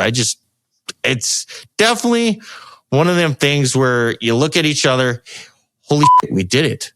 Everything went. Yeah. We're so excited, and we're just the sheer emotion. Your heart is pounding out of your chest, and you can see in one of the videos, one of our good friends, his name's Brandon Freeze. He's that little jumping bean that you see bouncing up and down on the screen, right next to Lee. Right next to Lee. He was super excited. He got to help with setup, and he's just part of the gang. He just comes around, and for him, just even seeing his reaction, I think, and everybody else's reaction just makes, honestly, all worth it. Seeing the smiles on kids' faces, and the adults, even seeing adults turn into children is amazing. Which you see plenty of, because not hardly anybody out there has ever seen a Pyro musical before, let alone 12, 16-inch shells. Yeah. Correct. Yep. Everyone was a child. I think that was the time where I will say Ben got more emotional. So I am very much so a person that attaches memories to moments in time and people that were beside me or things that were around me. I'm very, very attached to things like that. That's how I work. Right. And so to be standing there and to have that kid that got to push the button and to be the one that got to talk, to line everything up as far as that moment before we hit the button, right? That was a very emotional moment for me. Because like Ben said, to see this all come full circle, but to be there with those people, Chris, Lee, everybody that has these endless hours, people that believed in us, believed in me, that came together to make this happen, and they were there. And they're some of the people that mean some of the most to me in my entire life. I get to share that moment with them. That was very emotional for me. And then during the show, to look over and see one of my best friends, literally my entire life, that has spent hours. He's seen me in some of my lowest points, and to see him holding his wife with his two kids, and to get to experience that, know that he is part of that. Like, now he's going to get to own a world record because of something that I started, and have, like I said, have everybody around me like that. That was super emotional. Yeah. And it meant the absolute every piece of the world to me. But to turn around when that happened and see everybody turn into a little kid. But I think the one that literally turned into a little kid the most was the biggest person there, and that was Ben. And that's where he got the most emotional, dead serious. Like, the way he just threw his arm, he just, and literally it was crazy. He didn't think about anything other than just sheer joy. And I think that's where he was definitely the most emotional, and it was so cool to see. Yeah. It totally humanizes what we do, man. It completely humanizes what we do in the best of ways. For sure. I mean, you see the best in your people in those happy moments, and it just imprints on you these everlasting memories that you're going to be able to keep forever. Aside from the piece of paper that's hanging, hopefully you guys got 2 copies of it that you can hang on both your walls. Definitely. There's one sitting in the office right now, hung on the wall right now. Yep. The framed one sitting in the office. I'm looking right at her, and it's a beautiful sight. So speaking of the script in the big moment, on a scale from 1 to 10, how clenched were your buttholes as the queue approached for the 16th? I mean, if one is being, like your sleeves hanging loose, like Borat's, like the sleeve of the wizard, and 10 is being, you couldn't get diarrhea through that thing if you sneeze. How nerve-wracking was that? It was. It was every bit of 10. It's not even a question. Every bit of 10. I was well above 10, man. I mean, I could hear the transitioning in this, because we were close enough to the speaker. We could hear the transitioning, and I looked at him. I said, "Holy shit, it's coming." Here it comes. I love how you guys worked in Ronnie Radke there too at the end. Falling in reverse. Oh my God. Well, and those wolf howlers were so far away, we weren't even sure if we were really going to be able to see them. Because it was a slight roll in it all. It was a little lower ground. We're like, man, we don't even know if we're going to see them. And I was like, man, all I know is I hope that we know when these things are coming, right? Like, we knew we'd see the 6s, but and I knew that script like the back of my hand. And like Ben said, we could hear the music changing, and I knew it was coming. And all I could think of was just just go. And you heard that thump. I mean, you heard them come out of the gun, and it was just, I think the worst anticipation time was from coming out of the gun to waiting for them to break. Yes, definitely. Definitely. Because you could hear them thump when they broke, but it's like, they half broke up into the cloud, half broke underneath, and then they start raining out. It's like, holy cow.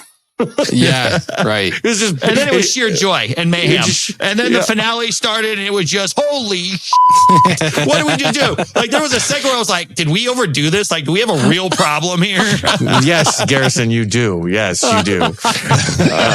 So I've watched the end of that show numerous times, and I was actually talking to Bo about this, and he brought it up. Did you guys use Falling in Reverse? Like the breakdown clip right there at the end? Is that what that was? Yes, that's exactly what it is. Okay. I couldn't really hear the music over the boom, just things blowing. And Bo pointed out, I'm like, that's what that song is. Oh yeah, man. As soon as Ronnie Radke, I was watching it with my wife, and I got all giddy there for a second. Because I love Shatter Me. That's an awesome song too. I think it's one of the most beautiful songs ever written. Yeah, it is. It's so good.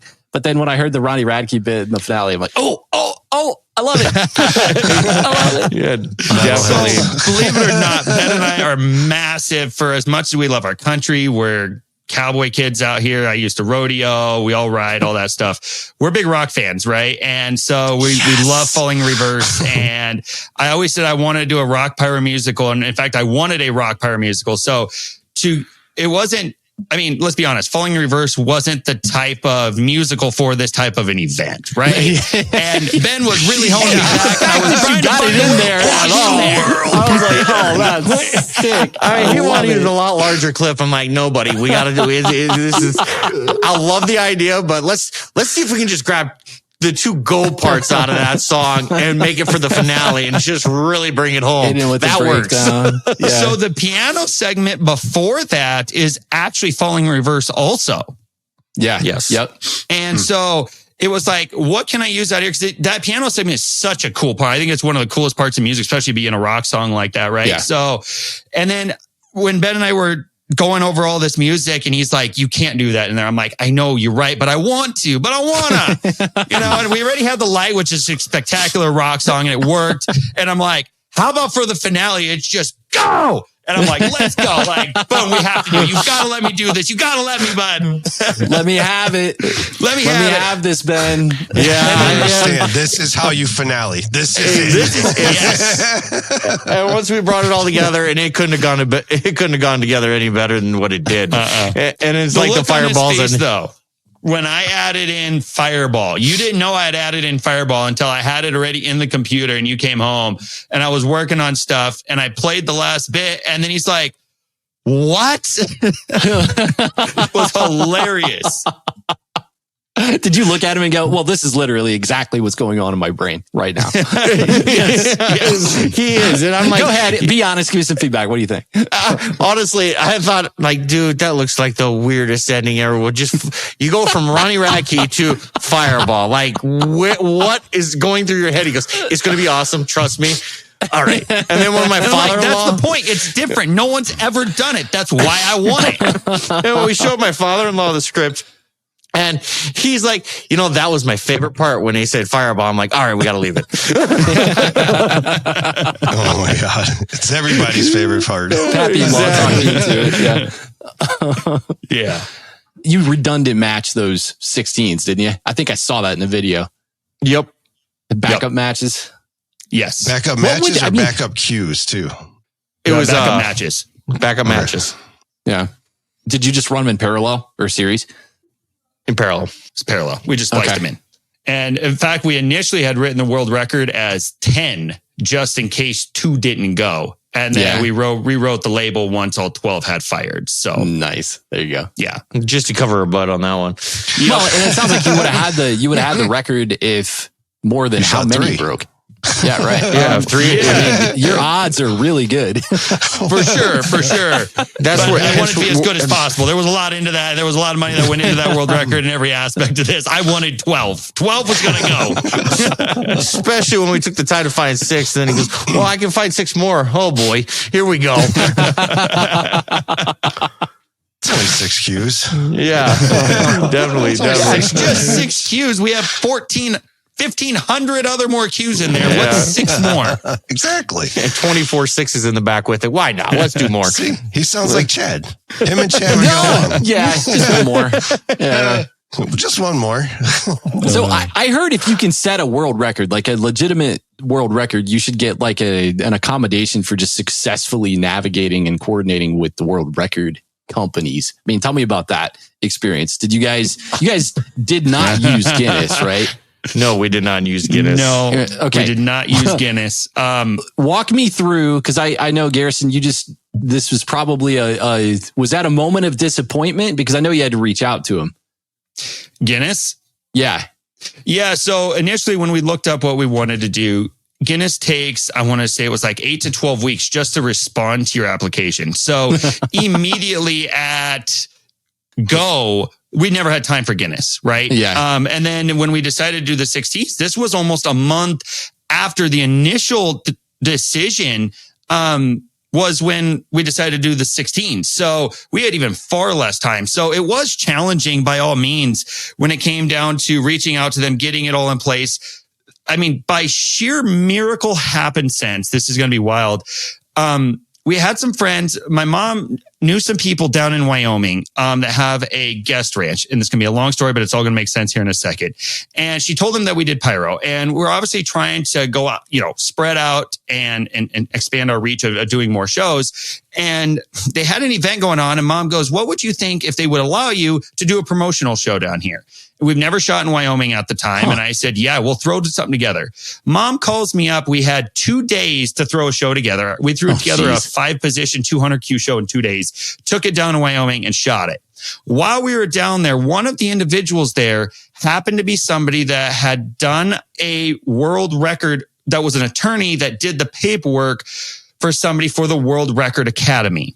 Oh, and that's she cool, had heard dude. that we had launched 5,000 shells. And she said, if you ever want to make that a world record or something, or do something like that again, here's my contact information.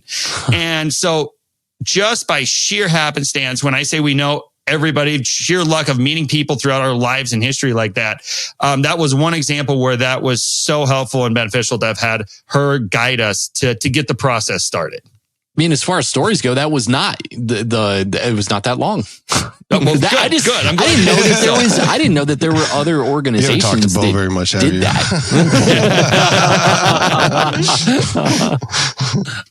I know I can get long-winded sometimes, but I thought it was Guinness or die. yeah, I didn't either until then. Huh. That was just sheer luck of the draw. Yeah, Really? sheer luck of the draw. Yeah. Otherwise, I don't even know if we would have known about them really. But apparently, they are the original Like they don't one. they don't have a world record section in the yellow pages. I don't think so. Not since I've looked. But wait, I mean, I suppose you guys did use phone books back in your day, didn't you? Yeah. Wow. I mean, Oh, do you even know what that is? Or is that but before your era? I am just old Sorry. enough to know that my dad was the one that used them, and because he used them, and then anytime I needed a contact, I just called Dad. Said, hey, you got a guy? He's like, yeah, I always got a guy. It's Dad's amazing. always got a guy. Dad's always got a guy. Dad's always got the guy. It's amazing how many numbers he remembers too.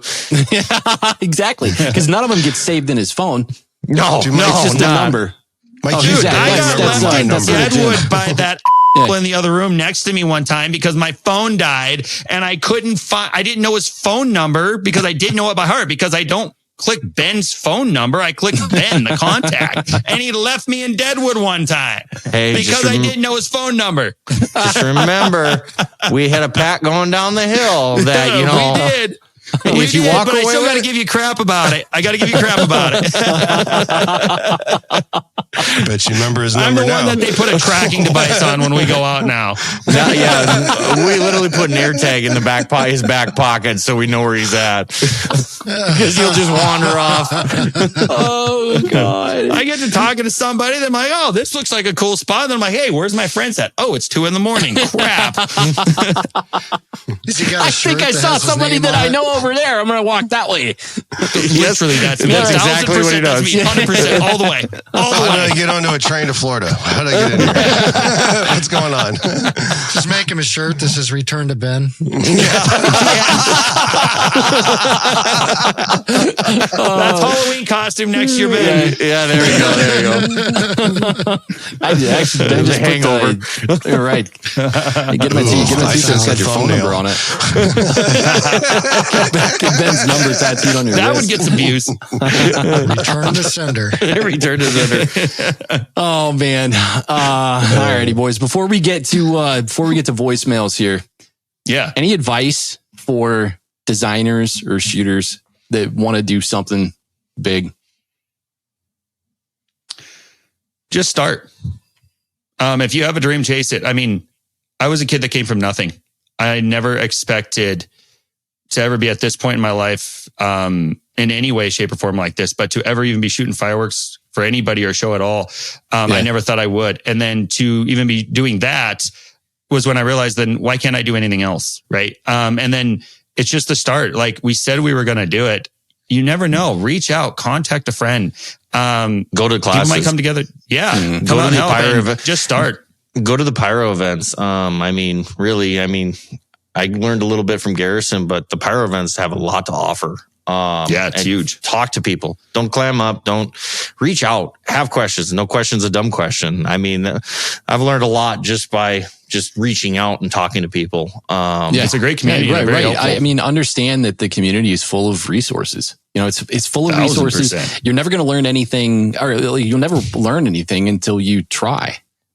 100%. So yeah, I would say just start it and then reach out and don't be afraid to ask for help and go for it because man, there's a million people out here that are willing to help. And it's a spectacular community that's willing to come on board to do all sorts of stuff and full of knowledge. And so many people are willing to share it. That would be my advice. I mean, Lee was a prime example. I mean, we learned a lot from Lee. I mean, he knew how to do pyro music, and he helped us a lot through this event. Yeah. And I mean, we didn't know what we were doing for the most. I mean, we knew the program, but we didn't know how to overlay it and do all that stuff. So it's like, I mean, we were novices going in this in not so many ways. And the fact of reaching out and knowing people in the industry and having them help us out is leaps and bounds. Don't be afraid. Ask. Yeah. We literally pulled that entire Pyro musical off for the very first time in every aspect, from music to product getting ordered, here, put together, the script, everything in 30 days. 30 to 45 days was when we decided to go with the 16. And let that sink into anybody else that wants to do anything big. Prep time, give yourself more time, and you can literally do anything. If there's nothing's impossible, like foundational advice that people can pull away from this that directly relates to Pyro, it's that you don't need a freaking year to plan a lot of this stuff. Now, sure, some of these huge events, they're planning this stuff all year long. That's just for the sake of they want to be in tune with that planning process. The fact that you guys pulled this off, the amount of time that you pulled it off, like I said, I had to pause the video and rewind because I'm like, I think he just said that they did this in 2 months. That's crazy.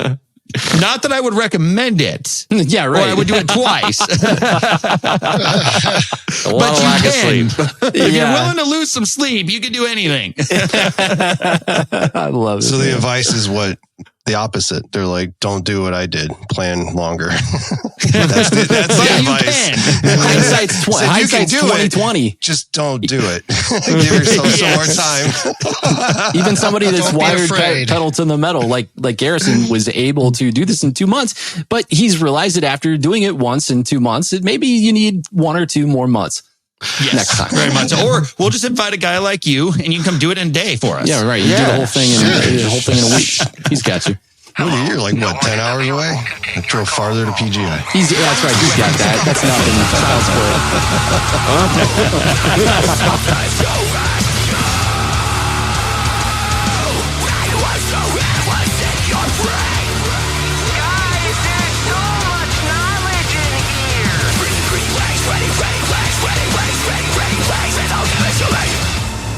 All right, I got 2 voicemails for you guys. The first one is from Garrison's father. Uh-oh. You in trouble? Okay.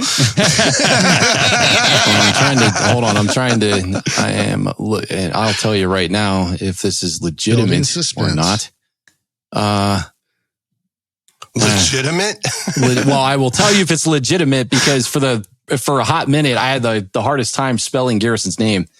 I kept spelling it backwards. I kept putting the too many R's where the S's were and vice versa. Yeah, a lot of people do that. Yeah.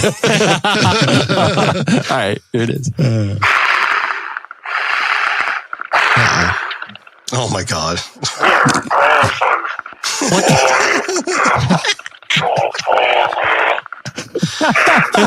I'm not getting any of this. What the hell is he saying? Rewind.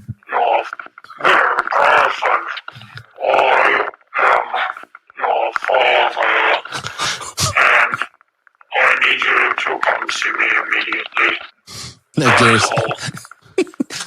Garrison, Garrison. Please report to the principal's office. So did they were they trying to pull off like a Darth Vader there or what? I think that's what it was, but it became more of like a Darth baby of Kermit the Frog and Darth Vader. Yeah. Right. I was a little creeped out for half a second there. I don't know. Not some of his best work. Well, so that wasn't your dad. No, I was like, what? Maybe text me what it says first. I don't know. Can we get captions, maybe please? wherever your dad is, he's fallen down and he can't get up. He said he needs you to come see him immediately. Life alert. All right, next one's from Big Guns and Balls. Okay. I got big guns and I cannot lie.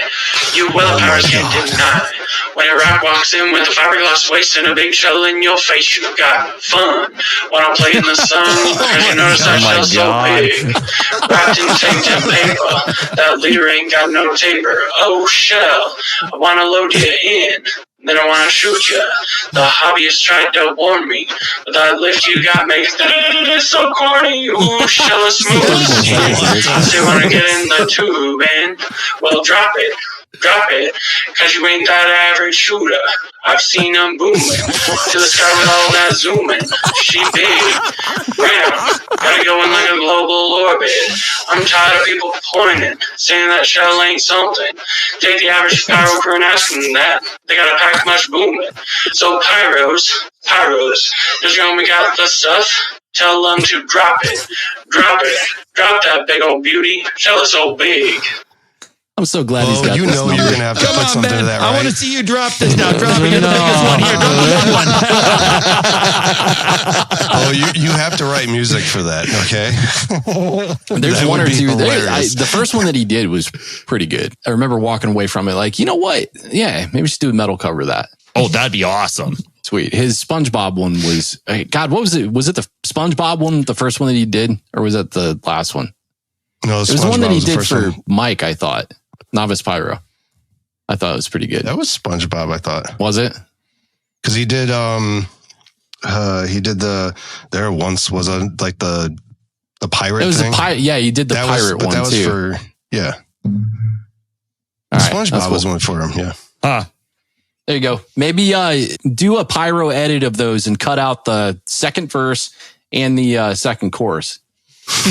Whittle those down to about 30 seconds. We'll do it. Hey, let's do this. We'll make it we'll post it on YouTube and we'll actually shoot some sort of a pyro musical to that because it's absolutely hilarious. I mean, I'm scarred. I'm never going to be able to listen to the song the same anymore, but we can at least capitalize off this. That was kind of great.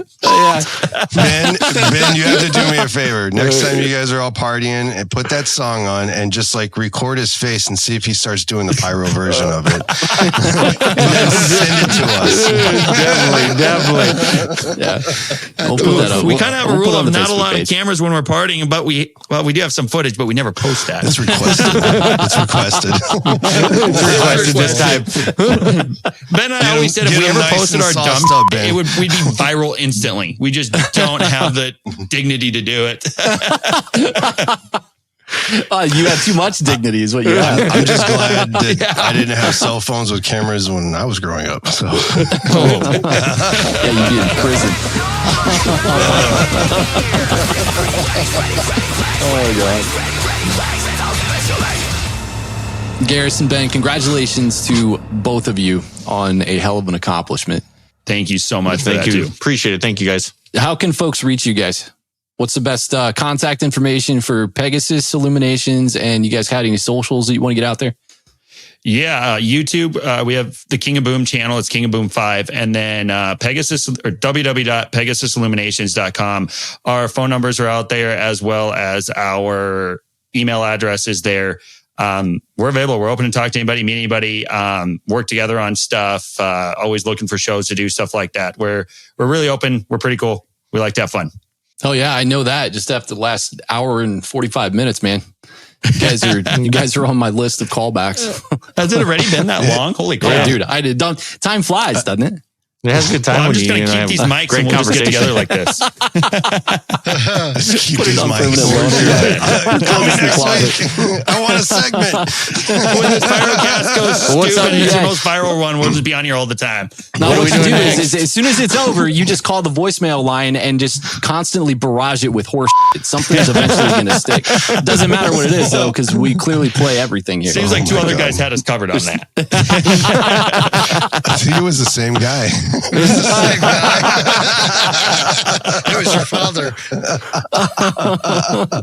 Somebody needs to do a Pyro version of like, to the wall, till the sweat runs down my balls. Something like that. So you need to do a Pyro version of that song.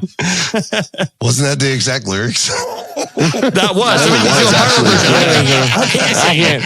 Till the sweat up. I don't sing or dance, rolls down okay? those balls. Yeah, balls. Till the sweat rolls down those balls. Two balls. Get him to drop. There was no sweaty balls while we're blowing out big balls on New Year's. No, more like they froze. More like froze. Need some ice for that? Nope, they were plenty well iced. All right, last minute housekeeping stuff. CobraCon tickets are on sale, CobraCon.com. If you're an aspiring or even an established pyromusical designer or shooter, this event is your jam. Your people are here. AJ, Jamie, and I are going to be flight attendants at the event. So sign up for our class. We'll teach you some magic tricks about field angles, sight pictures, and pyromusical soundtracks. Balls. We're also going to be judging the Class C championship and consuming any beer that you want to buy us. Ooh, bonus. Yeah. See, I wanted to make sure I threw that in there. If we saturate them every single week, who knows? Maybe we don't have to buy any drinks while we're there. You never have to buy another beer again. Take a nap. The January and February show roundtables next week. This has been talking to you guys has been a perfect greaser for the show roundtable. And I think you guys are perfect to ask back for a show roundtable. So that'll happen. We're going to have appreciate it. Thanks, guys. This was a blast, guys. Yeah. We need to get them live though, because it would be even better. I want to drink at the table with them during that show, because I think that would just would turn in really oh boy. You guys want to do a show live, and we're going to do it everyone together with alcohol? Oof. Yeah, that would be a good time. Buckle up. That would be Let's great. find a B&B in the middle somewhere we can meet. Yeah, exactly. North Dakota. They got. Are you guys going to CobraCon? Right? Yep. Are you? Oh, yeah. Perfect. What classes are you signed up for? So we're actually going to be, I haven't signed up for much for classes because we are going to be helping David and RKM with the final show. Oh. So we're going down, we're going to be a part of it, but more or less working on the back end of it. So. All right. Well, thank you for your service. Yeah. Appreciate it. For sure. But your comment to let's get an Airbnb in the middle. This is where I'm kind of crazy. I love to travel. I'm flexible, and it's if you're like, "Hey, we're gonna meet up on Thursday, and we're just gonna meet here," I'd be like, "Hold on, I think I can make that work, but I have to be back by Friday at this time. Let's go." Yeah, we'll make it work. May or may not have a helicopter next week. Exactly. We are so those kind of people. Yeah, we'll come get you. I just got my license. I'm good for 45 minutes. Hey, Garrison, all we have to do is reach out to Jeff, and I'm sure he'll hook us up, get us there.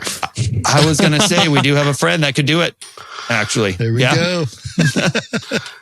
What are you? On a favor, it might cost me a few fireworks. No, a jet. Might cost me a few fireworks on the 4th of July, but I could get us there. So yeah, last year when we came back from our shows in Montana, we had a quick show here at the lake, and then the gentleman that we have a show that we go out for, and it's kind of more of a big party we do out there. He came and picked us up on his plane here in Mott and flew us out to his place in Fargo. So it was a good time. Which, by the way, all 4 of those shows will be posting shortly. We have a ton of footage on YouTube, or that we never posted from this summer just because life happened. We never got up. So those 4 shows, we did one on the 3rd in Kalispell, one on the 4th. That's right outside of Kalispell off Swan Lake. And then we shot that one on the 4th of July. We left there at midnight, drove clean through the entire night, got back to Mott by 11 in the morning, showered, drove to our show at Lake Chida, set that show up, shot that show. We didn't leave there till 3 in the morning, Ben? Yeah, it was 3 in the morning. Yeah, about 3 in the morning when we left there. By 8 in the morning, we were getting on his private plane to go shoot his show on the entire eastern side of the state. Oh my God, man. It was a good time. Yeah. It was a great time. Super thankful we have cool friends that got shit like that so we could do that. I mean, it was a cool experience. How many times you get to fly private to go shoot a show, right? What kind of plane is it? It was a Kodiak. It was a Kodiak. He had a Kodiak, and then what was that, a TB-12? TB-12, yep. TB-12 is his other plane. Wow. Yeah. Prop turbojet. Oh, geez. That's a pretty plane. It was a good time.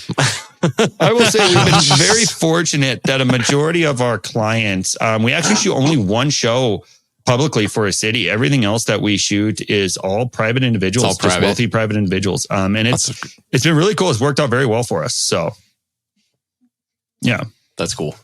Yeah. All right, guys, that's the show. Go join the Discord. Support's on Patreon, patreon.com/Rhythm Pyro. Stop talking about it. Stop talking about it. Stop talking about it. Like, I've been loving the music, and we have got to get together. Thank you. Thank you, everybody, guys.